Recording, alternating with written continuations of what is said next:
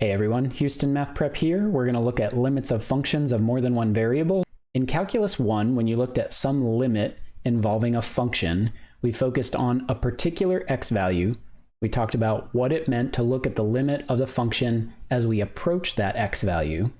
We were introduced to the idea that there are two directions along which we can approach that particular x value, one from the left and one from the right.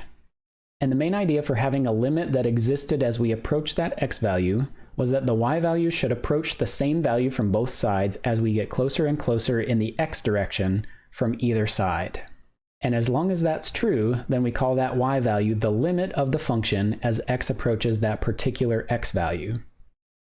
The fancy way that we might have seen this stated in math involves this epsilon delta definition. We'll just restate this in terms that are easier to understand. So these Greek letters here, the top one is delta and the lower one here is epsilon, and we can just think of these as some really small positive numbers.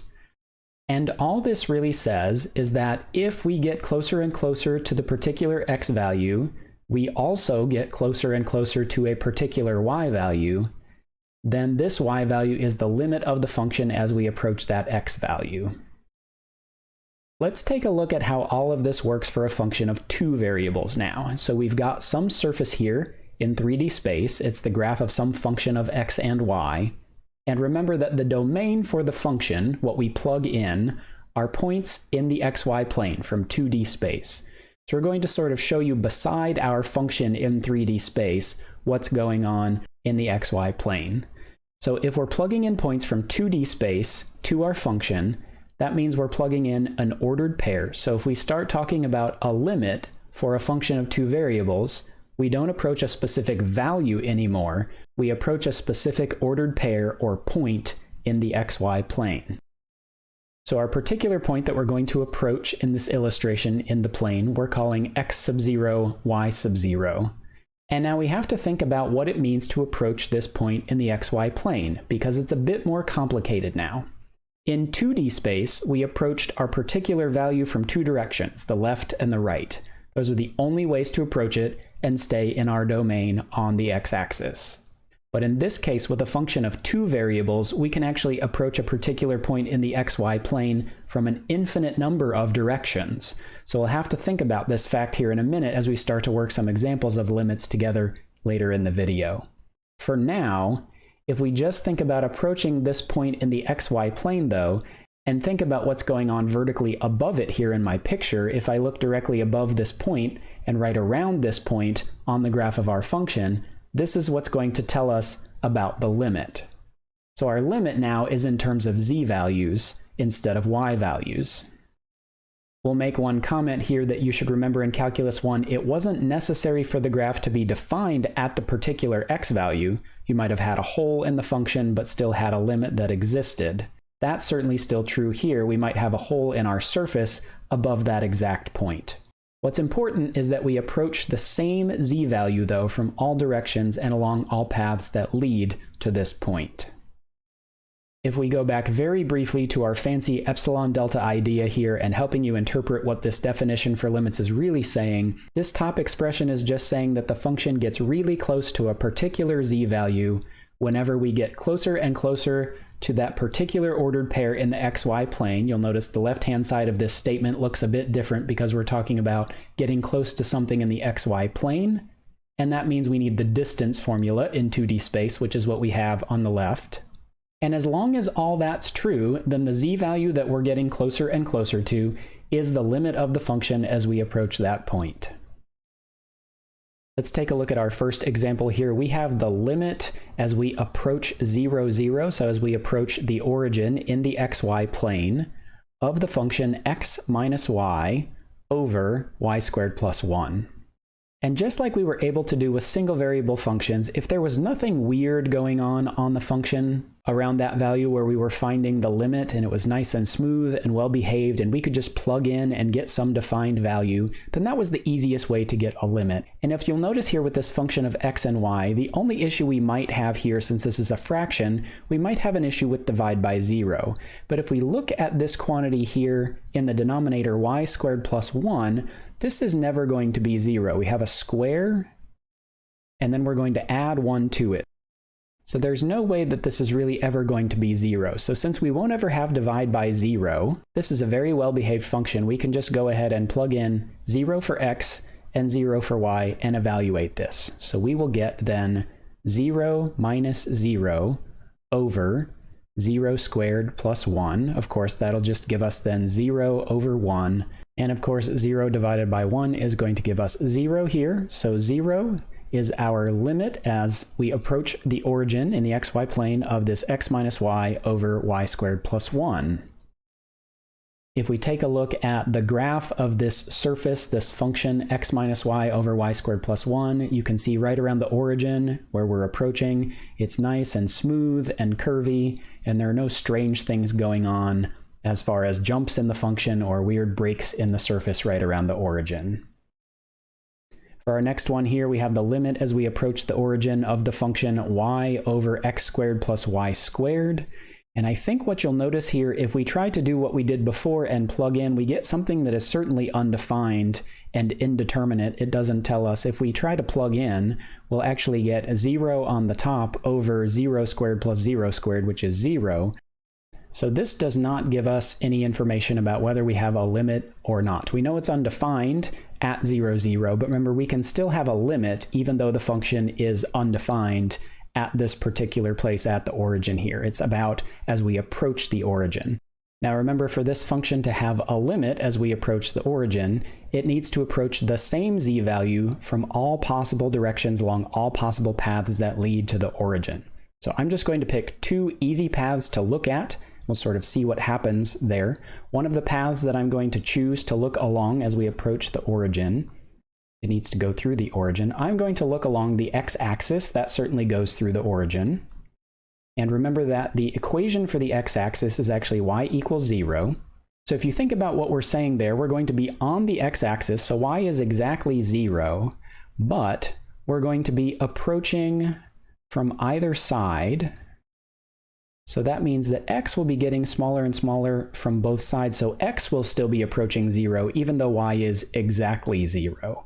So I can plug exactly 0 into my function for y, but I'll still need to look at the limit as x approaches 0. So we'll have the limit as x approaches 0 of, if I plug in 0 for y, that'll give me 0 on top, and that will just leave me with x squared only on the bottom. And now be careful here.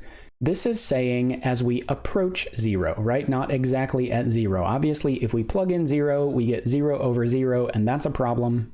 We can't just plug in and evaluate. So we have to think about what happens as x approaches 0 from both sides. Well, if we plug in something really, really small, whether it's positive or negative for x, we're still always going to have 0 on the top of the fraction, right? So 0 over 0.1 squared or 0 over negative 0.1 squared, we're always going to be getting 0, no matter how small of a number we plug in for x, right around 0.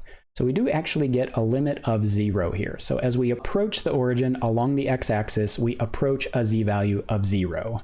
Let's go the other way. Let's go actually along the y-axis. So if I approach the origin from above and below along the y-axis, that's going to be, of course, the equation x equals 0 for the y-axis. And so this is saying exactly when x is 0, we're now going to be just letting our y values approach 0. So we'll be approaching from above and below. So x being exactly 0, we would plug that in, and then we're going to be dealing with the limit now, y still changing and approaching 0, so the limit as y approaches 0 of y over y squared. Of course, we can reduce this, right? So we should do that. Let's go ahead and say that is the limit as y approaches 0 of 1 over y. And now what's going to happen with this? Well, if we plug in values that are positive and get close to 0, we get 1 over a really small positive number. That's going to get really, really large. We'll be approaching infinity in the positive direction. If we plug in smaller and smaller negative numbers, we'll actually be approaching infinity in the negative direction. So on either side of 0, first of all, we go off to infinite values. Second of all, they're not even the same infinite value. So this limit certainly does not exist. Sometimes we write DNE for short when something does not exist. So we approach a z value of 0 along the x-axis. We approach different infinite values along the y-axis. These are certainly not the same value. So if we don't get the same limit along different paths, then of course the overall limit does not exist. If we take a look at the graph of this function, you can see from one direction, from the positive y direction, we go positively infinite. From the negative y direction, we go negatively infinite. If you kind of look along the x-axis, you'll notice we're always at z equals 0 in the xy plane along the x-axis, but we certainly don't approach the same z value no matter which direction we approach from. So again, that tells us the limit does not exist for this function as we approach the origin.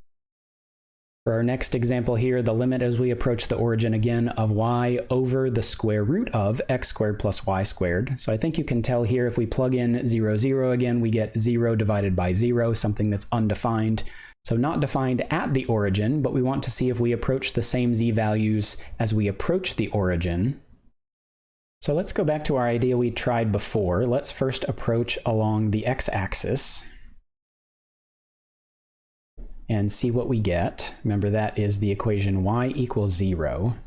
So if we plug in y equals 0 and we approach along the x-axis, so still letting the x values tend towards 0, so the limit as x is still approaching 0, but y is exactly 0, that will give us 0 over the square root of x squared. Now we want to be careful here. The square root of x squared is not just x, it depends on the sign of x. If I plug in a negative number for x and I square it, that would give me a positive number. But then square rooting a positive number always gives us a positive number. So in this case, we don't just get 0 over x. We actually get 0 over the absolute value of x. So be careful. So this will be the limit as x approaches 0 of 0 over the absolute value of x. Now remember what's going on here, right? As we approach 0 like we did before, I will have 0 over some number that's not 0, because we're not exactly 0, we're approaching 0. So 0 over something that's not exactly 0 is certainly still going to be 0, and we get 0 there. Let's look at along the y-axis. So along the y-axis, and the equation for the y-axis is x equals 0. So what we'll be doing is saying x is exactly 0, but we're going to allow y to approach 0. We'll be approaching from above and below.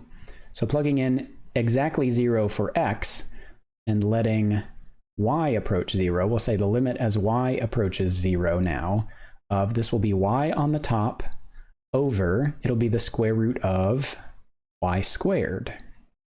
Now a similar thing here, when we square something and then take the square root, that actually could give us the opposite sign if we started with a negative. So this one actually is going to be the limit as y approaches 0 of y over the absolute value of y. So now you'll notice this one's a little bit different. We had 0 over the absolute value of x before. That was always going to be 0. Over here, we have y over the absolute value of y. If y is positive, then these are the same, right? So when we are approaching the origin from above where y is positive, then that's going to give us 1 when y is positive. But if we approach from below, that means y is negative when we do that. So this top would be a negative, but the absolute value on the bottom would make the same value, only the opposite sign would make it positive. So we'd have the same values, but a negative over a positive. So this would actually be -1 when y is negative. And so we approach a value of +1 from above the origin. We approach a value of -1 from below the origin. So even just looking along the y-axis itself, not even really needing to look along the x-axis, we can see we approach from this direction from above the origin, we get +1. When we approach from below the origin in the plane, we get -1. That tells us that this limit does not exist. And if we look at the graph of this function, you can see right away we approach a negative value as we head down the axis from one direction, but as we head down the y-axis from the other side, we approach a positive value. So you can see we approach -1 from one side and +1 from the other side. Certainly those are not the same value. This limit does not exist by looking at this function. Looking at another example here, we want to make sure that you realize that looking along the axes are not the only directions, of course, that we can look. So we'll look at this one here. I think you can see if you plug in 0 for x and y everywhere, you'll get 0 over 0. It doesn't give us a defined value, so it's not defined at the origin. We'll have to figure out something else. What we can do, instead of just using the x and y axes, we can look at all straight line paths that go through the origin, and we're going to do that right now. So the first one we're going to look at actually is along the y-axis. We're going to do that one first this time. And along the y-axis, that is a vertical line, right? That's where x equals 0. So we're going to do this one first this time. You'll sort of see why here in just a minute. So if we look at along the y-axis, x is 0. That will still leave us the limit, though, as y is approaching 0. But we'll plug in 0 everywhere for x. That will give us a 0 on the top. It'll give us a 0 here, so we'll just get 0 over y squared. Now, as we approach 0, not plug in exactly 0. If we had 0 over some small positive or negative number, that would still always be 0. So this limit here is actually 0.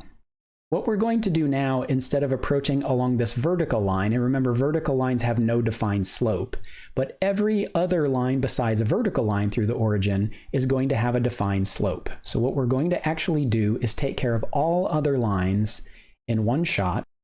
We're going to say along any y equals mx.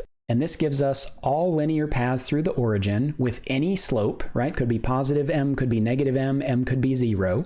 But we're just going to see what happens. This is all lines that are not vertical that go through the origin. So let's go ahead and see what happens. If we plug in mx in our formula for y, we'll have our limit. We'll talk about the limit and what we're approaching in just a second. So that would give us x times mx squared. That would be our xy squared on the top.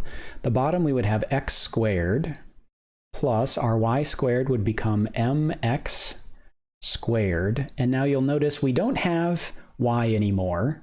But think about, to approach the origin, we'll still have to allow x to get smaller and smaller and tend towards 0. So we still need x to approach 0 in order to figure out this limit. Now let's do some simplifying here. So that'll be the limit as x approaches 0 then of, think about, we'll get m squared and x squared here.